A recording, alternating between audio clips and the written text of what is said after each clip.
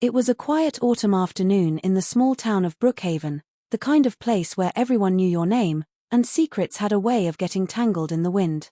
The leaves rustled with golden hues, dancing along the sidewalks as children played in front yards and neighbors exchanged familiar smiles. Among the serene charm of the town lived a woman named Emily Carter, a literature professor at the local community college. She was in her early 40s, respected, reserved, and known for her deep passion for poetry. She had been married once, long ago, but now lived alone in her century-old cottage with creaky floors and shelves full of dusty books. Emily loved her peaceful solitude, but a faint ache always echoed in her chest, a longing for something undefined, a whisper that came in the quietest of hours, when the world was still and her heart was loud. She had buried her feelings for years, focusing on her career and ignoring the quiet loneliness that often consumed her in the evenings. That all changed the day Noah Mitchell walked into her life. Noah was a graduate student, transferred from another state, studying American literature with a focus that impressed even the most seasoned professors. He was 25, tall and sincere, with an old soul behind his thoughtful blue eyes. When he first entered Emily's class, he sat in the front row, asked thoughtful questions, and always stayed behind to discuss the readings. His passion for stories mirrored Emily's, and she found herself drawn to him not in the way one might first assume, but in the way a poet is drawn to words they never knew they needed. It started innocently. After class, they'd discuss poetry. He'd quote Whitman and she'd challenge him with Dickinson. They debated philosophy, literature, and life's meaning over coffee in the college lounge. As the weeks passed, their conversations lengthened, their silences grew comfortable, and a bond neither had expected began to form. One evening, Emily stayed late at her office grading papers.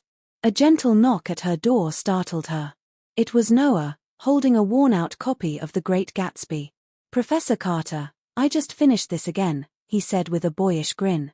"I think Gatsby was in love with the idea of Daisy, not Daisy herself." Emily smiled and gestured for him to sit. "That's the tragedy, isn't it? We often fall in love with illusions." Their conversation carried on for hours. The janitor passed by twice before they realized the time. When Emily finally looked at the clock, it was almost midnight. She stood up, flustered, and grabbed her coat. "I should go," she said softly. Noah hesitated, his voice quieter than usual.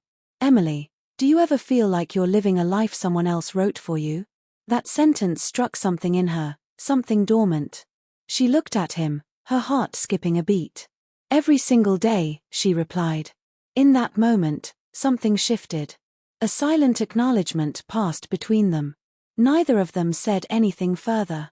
He walked her to her car, his hands in his pockets, the air thick with words unsaid.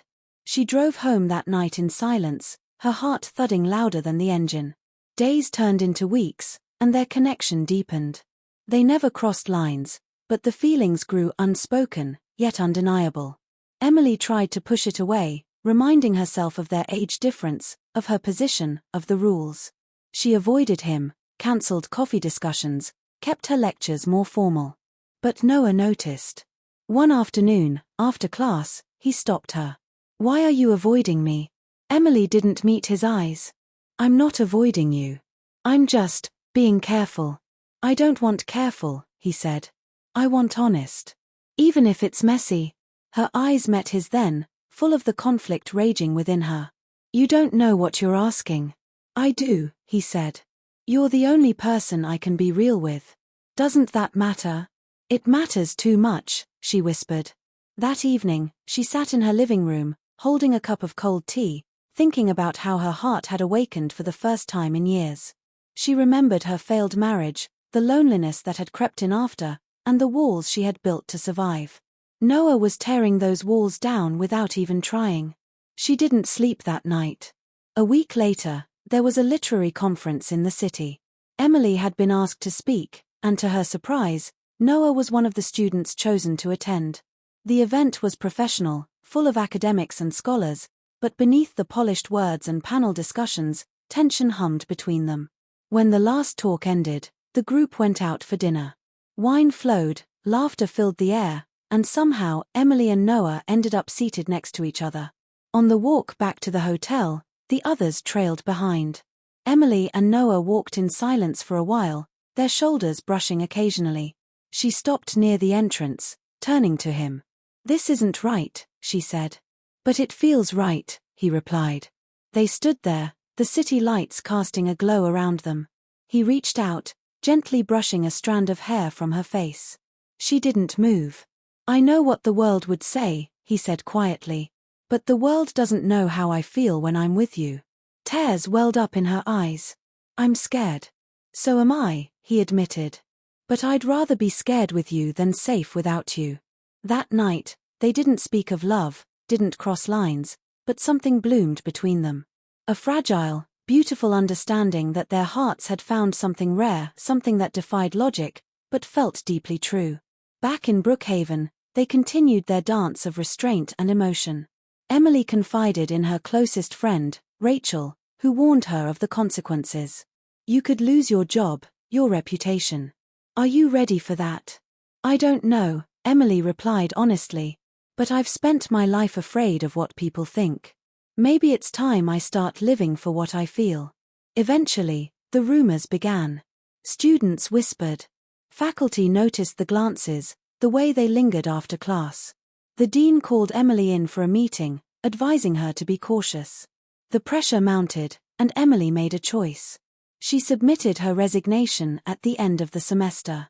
The decision was painful, but freeing. She had loved teaching, but she could no longer pretend that she hadn't changed. Love had changed her.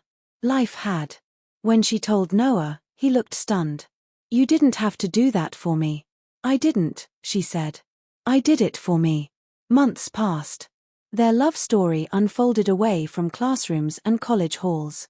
They traveled, wrote together, lived quietly, letting time prove what society doubted.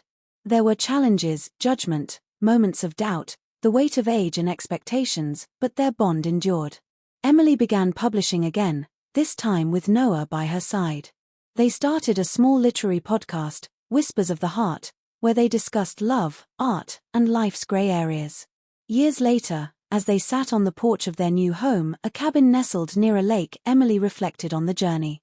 "I never imagined love would come to me like this," she said. Noah smiled, lacing his fingers through hers. "Love doesn't follow rules. It finds you when your heart finally whispers loud enough." And it had. Their love, once forbidden, had become something honest and whole. Not perfect, but real.